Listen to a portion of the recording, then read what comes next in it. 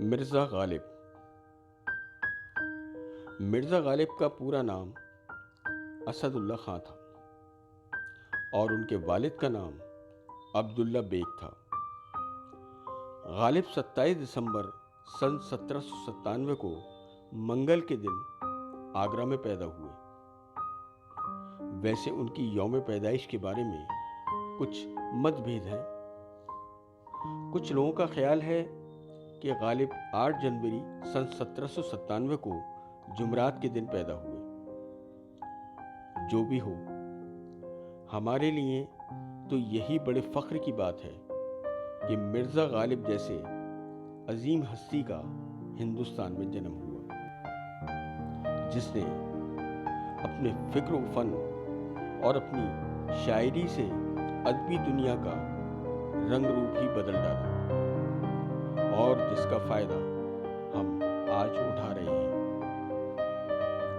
ये और बात है कि खुद मिर्ज़ा गालिब को अपनी शायरी से कोई ख़ास फ़ायदा नहीं और वो अपने आखिरी दम तक दूसरों के मोहताज रहे।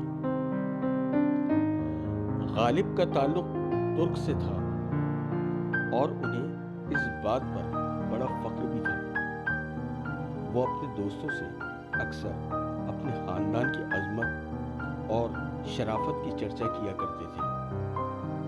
उनके ददीहाल और ननिहाल दोनों ख़ानदानों में सिपहगीरी का पेशा बहुत पहले से चला आ रहा था, जिसके कारण वहाँ माल और दौलत की कोई कमी नहीं थी।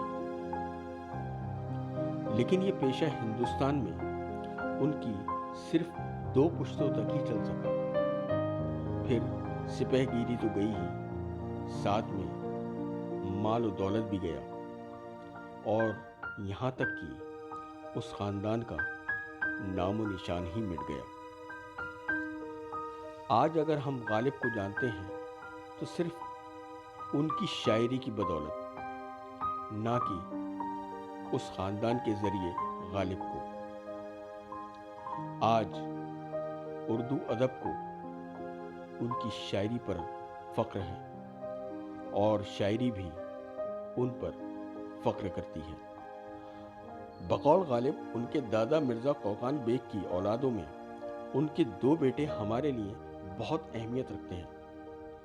एक मिर्ज़ा गालिब के वालिद मिर्ज़ा अब्दुल्ला बेग, दूसरे उनके चाचा नसरुल्ला बेग, जिन्होंने अपनी भाई की मौत के बाद अपने भतीजे की परवरिश की सारी जिम्मेदारियां अपने सर ली और 5 साल के बच्चे को ये महसूस तक न होने दिया कि बाप का साया सर से उठ गया है। लेकिन अफसोस कि मिर्ज़ा गालिब ने अभी अपनी ज़िंदगी के सिर्फ 9 ही साल देखे थे कि चाचा भी उनको रोता बिलखता छोड़ लॉर्ड लेक के साथ लड़ाई में हाथी से गिरकर शहीद हो गए। तब से गालिब की ज़िंदगी में कोई भी ऐसा शख्स नहीं आया जो उन्हें तन्हाइयों से छुटकारा दिला पाता। 13 साल की छोटी उम्र में उनकी शादी हो गई और फिर 7 बच्चे भी हुए, लेकिन उनके किसी भी बच्चे ने इस दर्द भरी दुनिया में जीना गवारा नहीं किया। उसके बाद गालिब ने 2 बच्चों को गोद भी लिया, मगर अफसोस कि वो भी गालिब का साथ न दे सके और हमेशा हमेशा के लिए इस धरती की गोद में सो गए। ये एक कड़वी सच्चाई है कि इस दुनिया ने अक्सर अजीम शख्सियतों को तन्हाई, दुख दर्द और गुमनामी के सिवा कुछ नहीं दिया और इन लोगों को हमेशा अपने ज़माने और ज़माने के लोगों से शिकायत ही रही, चाहे वो सुकरात हों, चाहे सेकंड फादर ऑफ इंग्लिश कहे जाने वाले विलियम वर्ड्सवर्थ हों, या उर्दू के ही एक महान शायर मीर हों, जिनको ज़िंदगी में कभी पेट भर खाना भी नसीब नहीं हुआ। आज के एक बहुत ही मारूफ और मशहूर शायर राहत इंदौरी साहब का एक शेर है, वो शायरी जो मीर को रोटी न दे सकी, दौलत कमा रहे हैं उसी शायरी से हम। इसी कड़ी में अगला नाम आता है मिर्ज़ा गालिब का, जिनके बारे में उर्दू से दिलचस्पी रखने वालों लोगों के दिमाग में अक्सर यह सवाल उठने लगता है कि गालिब ने उर्दू को पैदा किया या उर्दू ने गालिब को।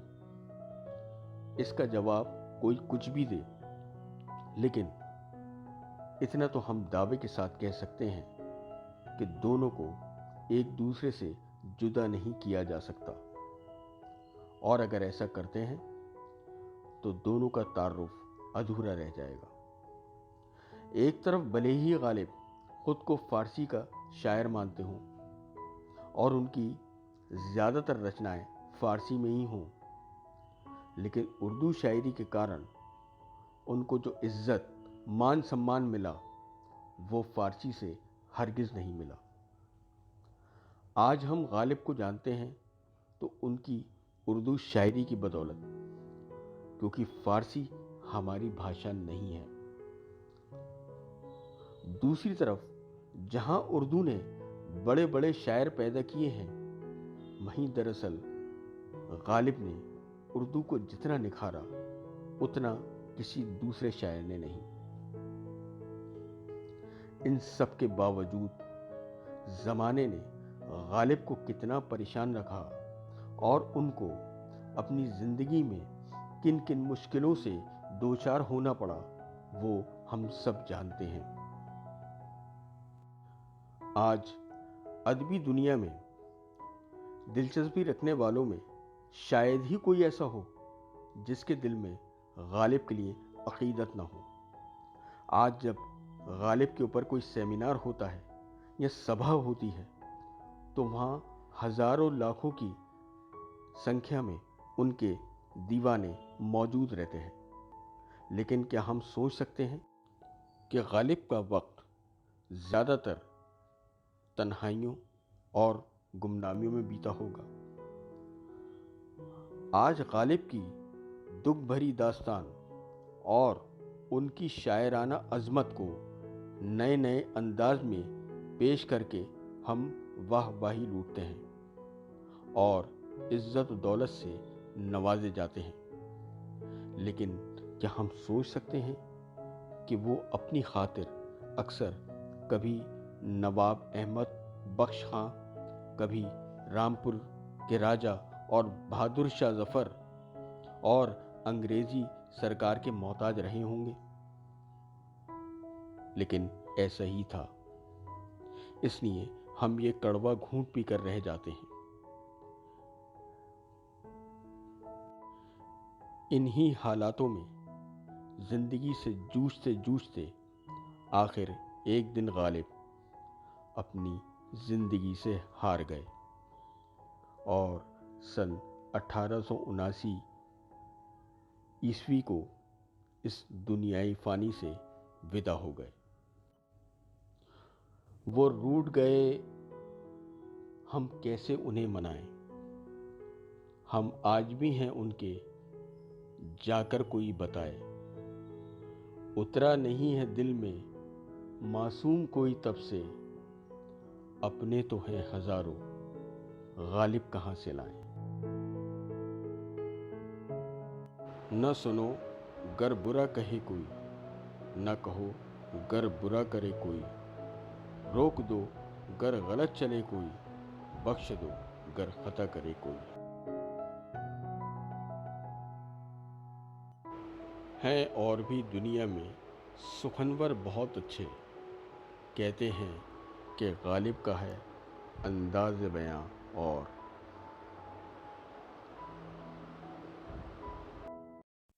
दोस्तों, आपको ये वीडियो पसंद आया तो शेयर करें, लाइक करें, सब्सक्राइब करें हमारे चैनल को, बेल आइकन ज़रूर दबाएं। Thank you.